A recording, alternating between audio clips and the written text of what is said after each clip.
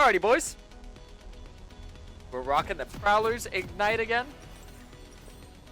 This is the last day of Treasure Hunter because it's getting terribly nerfed next match. Probably, if we're going to run this little build in runes, we're probably going to swap to maybe Relentless Hunter. I'll test it out. I'll definitely test it out for next match. They have a good amount of CC, so I'll be going Green Smite. If they don't, with this build, I usually like to go Red Smite. That could work too. Cheese, Bush, well, 2 are AFK, so I'm going to say no. I probably have like a 65 to 70% win rate on Prowlers with Ignite. Nothing like my purple Kayn, which I have like a 90% win rate. I'm pretty satisfied with that. I have like 25 win, maybe like 2 or 3 losses, I think. Maybe 2 losses, something really crazy. But with this one, I've lost a decent amount because when I was first trying it out, I was testing different items, different builds. After Death's Dance got nerfed, which is probably one of the main core items, I had to kind of innovate things. Unironically win this game. My boy with the gift sub, Grizzly. Appreciate that so much, man. Thank you. Alrighty. Alrighty. And bonk. And 2 over. Hog Champers.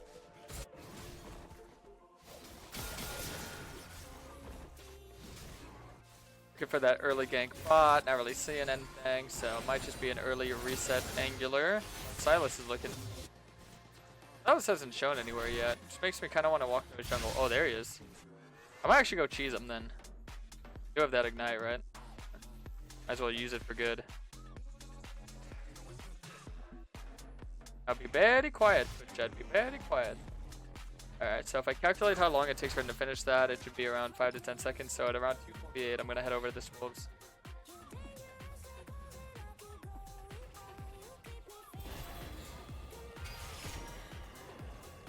Looking for a gank mid or top right now.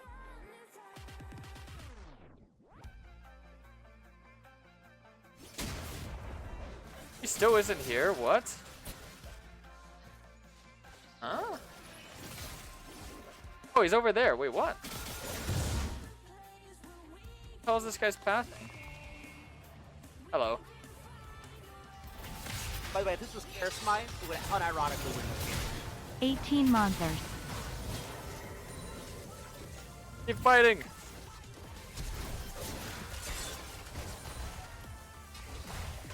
Ward there. Escort me out. Escort me out. Ah! No. Okay, but was that really worth? Was that really worth? Did you really need to do that?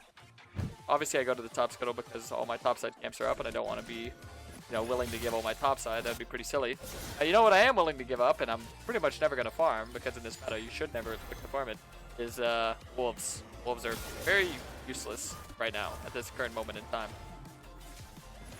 Great start for me though. 2 out of my 5 Treasure Hunter stacks. Man, I'm gonna miss Treasure Hunter so bad. It really is nice when you go to these more aggressive type of builds and playstyles. Alright. And going to farm this bad boy. So Mr. Ezreal, no sums. I'm definitely gonna look to go crazy on. There's Silas, kind of skip out on them wolves, just like how I talked about. I don't want to show myself. The thing is, if I catch that wave, they're gonna know where I'm going out afterwards. They're paying attention because they'll notice I just got blue. If they notice I just got blue, then I don't want to give them that information. Okay. Making sure they don't have vision in these areas. Gonna input some perks now. Silas is not a champion that can farm very well, so he needs to be spamming ganks to find that success. That's why looking for that early skirmish in his jungle and being able to kill him sets him back a good amount. Got 1 KP, got 2, so I'm definitely at the leverage here because I can obviously farm a lot faster. Have a lot more impact. Okay. So one of the main ways that junglers will be able to get a good gank is using this blast plant. So normally we'll spawn, I think, between like 520 and 555 or something like that. You always want to take that away. And then going to Gromp, of course, because Gromp is the important camp here. Oh, there's the person that... Hey, Ezreal. Remember me? Remember me, buddy? Yeah, you remember me, don't you? Thank you for my treasure hunter. Better remember me. So notice this kind of very funny sort of playstyle that's going on. That Silas is actually looking to farm a lot and invade Kayn. He is the jungler that typically looks to fight a lot and gank a lot. So it kind of we're flipped the switch on this one, and this is exactly why I've been playing this playstyle and been looking to kind of force this integration amongst the Kayn mains. I don't know how long it's going to last. There's some pretty big junk changes next patch, so maybe it'll go back to normal. Maybe not. But as of right now, I've been finding a lot of success being able to climb multiple accounts high-elo pretty effortlessly. And then obviously I have my main challenger account. Not the finest win rate, probably I think like a 54% win rate on Kayn, which isn't too good, not too bad either. But challenger is challenger. I let that speak for itself. So once again, we're able to find moderate to decent success with Kayn. And I think his percentage right now in Challenger for North America is around like 45%. Masters Plus, I think it's around 47, so well above the average, which is nice. I like seeing that. But yeah, basically what I'm trying to get at is that there is ways that you can make Kayn work. Because a lot of people feel like Kayn is just doomed right now. He's hopeless. Give him up. Well, first and foremost, I'd like to say that once tank meta is gone, which next patch is going to be a big attack on tank meta, blue Kayn will be terrifying. Absolutely terrifying. Alright, one second, let me do this.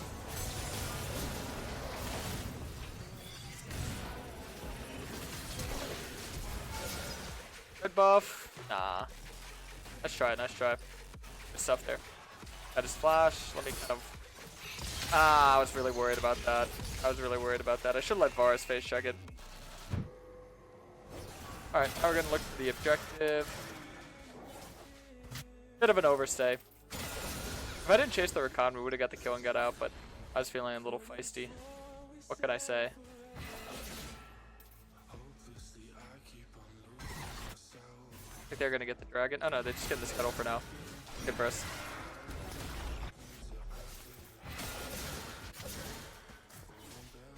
Definitely gonna look to send this Rift bot because obviously I've been playing off my bot side. Bot lane I feel like is just the most impactful role, so I usually like to play off bot lane. Alpha could definitely help me get my last two treasure hunter stacks here. Would be nice. There'll be a lot of power spike as well. It's a big items. So far my two top side camps, the only two that matter that is, and then head down towards the bot side objective. I got the weak side objective forced early on, just because, well, one, I thought Silas was going to take bot side after we all died, which would have been, the logical option, but he chose not to so far. But now that I'm going to be heading down there, well, obviously I have my bot lane that is stronger and my mid lane who is, I'd say stronger, but more impactful in these situations. So he does have prio, which is nice. Yeah, he walks up, presses R, pretty impactful. But yeah, that's why I'm going to be heading down, trying to force that objective instead of looking top and looking for the top play. A lot of junglers do that with their old tunnel vision because of what they're getting pinged, and it's really a bad habit to get into. You should always kind of be the shot caller and the playmaker, and not really letting people boss you around and tell you should be doing this, you should be doing that. Well, no, if you want me to play this way, maybe you should just play jungle and play that way yourself. That's what I always say to them. Because, yeah, I don't think anyone should tell the jungle how to jungle. They don't even play jungle, Because I'm not around telling, AD carries how to CS a position. I'm telling mid laners how to trade, top laners what champs to pick, whatnot. Here, look for this, by the way. Okay, never mind, we're fine, we're fine.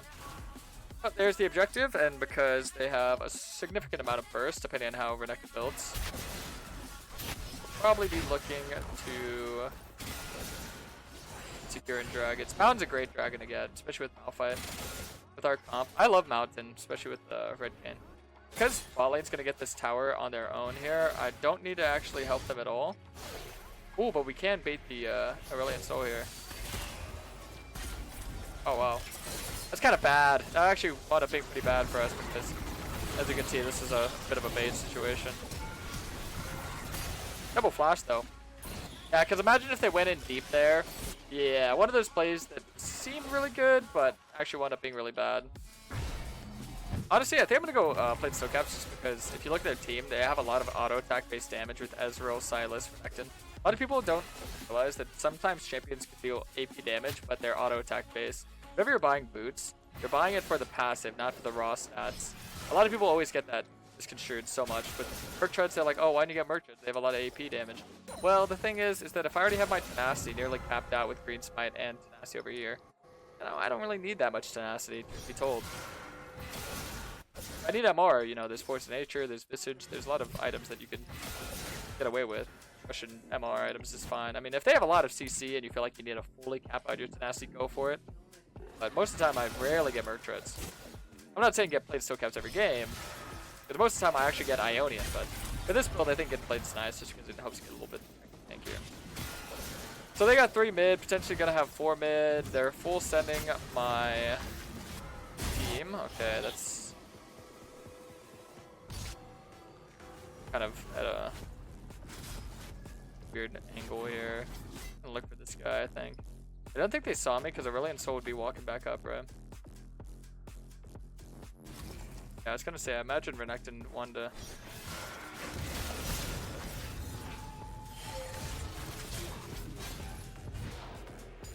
Notice how I make sure to ult him immediately as he E's me, because I know he's gonna try and E away as fast as possible.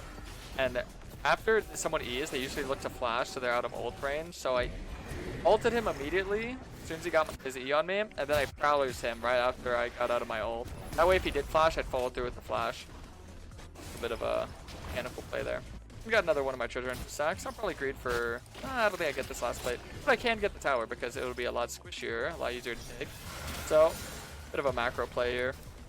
And my team actually got a couple kills without me, so that's good. 2 for 2. Bad, because if you look at the top side of the map, got a whole lot. 1 for 1. You know, Aatrox did die and factored that out, but looked pretty smooth. Ooh, almost. Alright. Hello, Renekton. I'll just look for a big invade here. Now the thing is, I don't ever really think you need to get Chainsword with this setup, because most of the time you just have that built-in anti-heal with Ignite. I definitely do want to reset on an item here, so maybe we'll go Cleaver. Cleaver Grudge is not bad.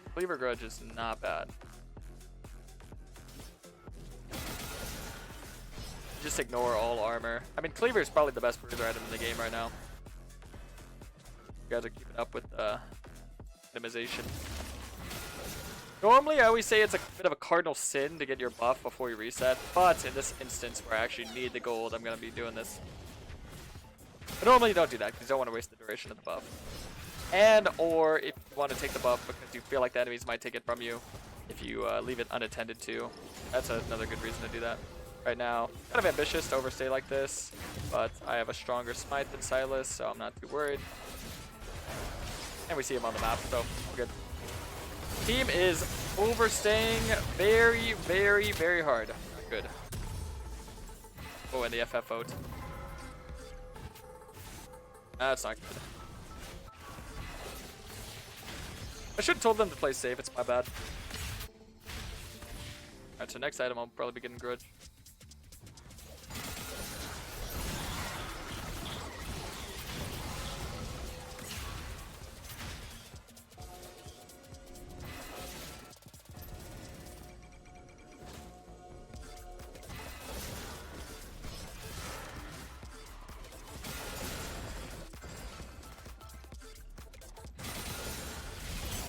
Wow, they were just rushed it. That's insanely fast.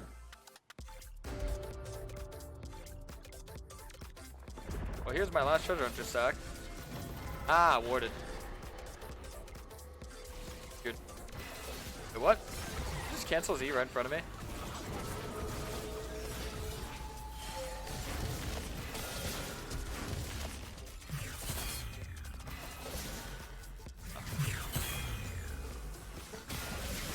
I know how his abilities work. It's funny that he did that.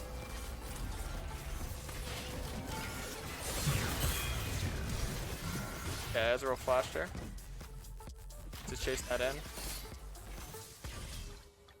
Kind of overly ambitious to chase that. Hey, I got my last treasure hunter stack. That's good. Alright, let's go get the rift. As long as the team fights with me, we should be fine.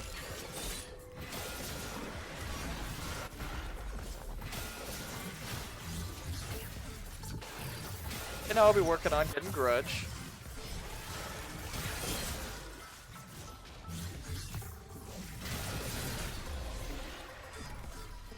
That last Whisper. I got some time to farm, so I'll just farm up a little bit more. And after Grudge, I'll probably get an MR item. That would be nice. really stinks that Death Stance is a good item, because this would be a great game for Death Stance, but stats are just way too low. Better off just getting like Force of Nature and then maybe like a Frozen Art or something. That'll probably be my full build. Grudge, Frozen Art, and Nature. Ezreal gets a little bit more ahead. I'll probably prioritize the Frozen Art over that. But he has no flash right now, so it'll be pretty easy to kill. Unless I get reconned. It happened. But there's two like point-click ultis here. We got the Malphite and then the Recon, because Silas is going to pick up the Malphite ult, so it'll be a little bit dangerous for us. Hello.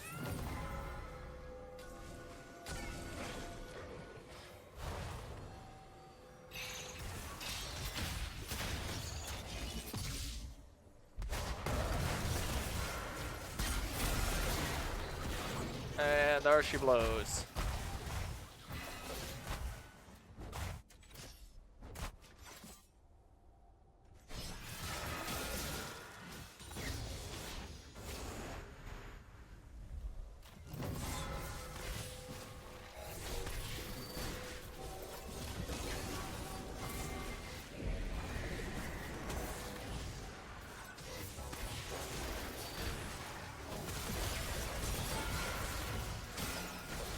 Nice. Good play there. I just walked up a little bit too hard. What happened to the music? Ended. Renekton's missing. Oh, there he is. More tanky than high damage, so I don't really have to worry about getting like one shot or anything.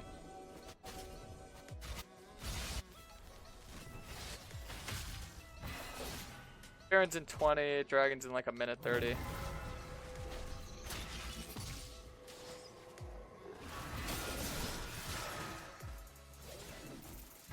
Yeah, with that in mind, I don't really want to reset, because I'd rather reset on Grudge than a Warhammer. It wouldn't be bad, but like, if I play the fight properly, I'm not going to need that extra damage. I could be wrong, but I don't like resetting too much. The longer you stay on the map, the more you can get, the more you can actually get done as well. Oh nice, that's huge. Really good pick there.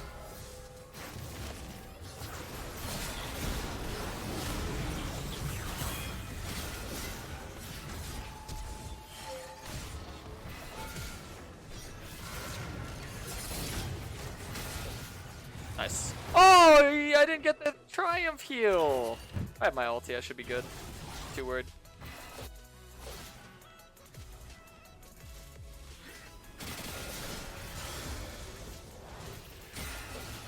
Get another level. Okay, stronger now.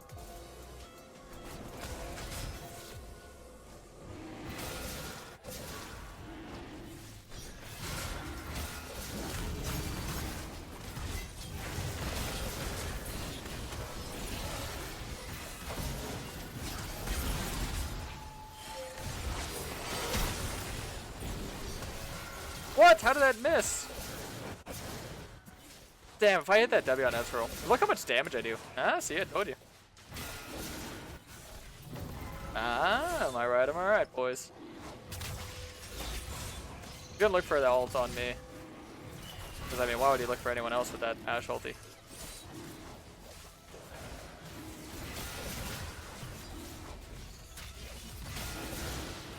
Get over to the Baron. You just see how much tankier, because a lot of people don't understand this concept, that if you read Ross's passive, is that you heal for your 20%, 28% of physical damage dealt to champions. So the higher damage you deal to them, the more healing you're going to get out of them. So that's why Death Stance synergizes really well, because you just do so much damage, you'd be able to get the resets, but after they nerfed it, you know, it's not even worth it. I think Malphite just plays his own. If we're going to 50-50, it's going to be very risky.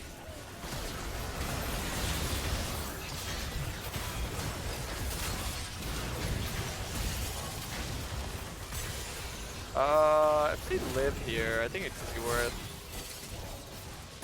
Oh. Anyone lives, we'll see. Yep, blue gone. Wait, it's not! Wow, I was so sure that they took the blue. It upsets me that they didn't now. The blue not good enough for them? Guess not. Spirit, hope, and healing. Yeah, but I like Force of Nature because it hopes you get on them. If you can get on them, you can actually kill them.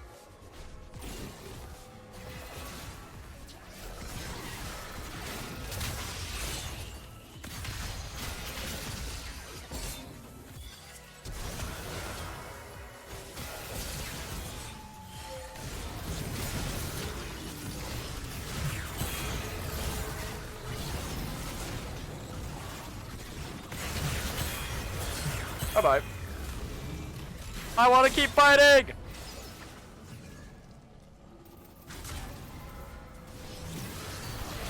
And boom.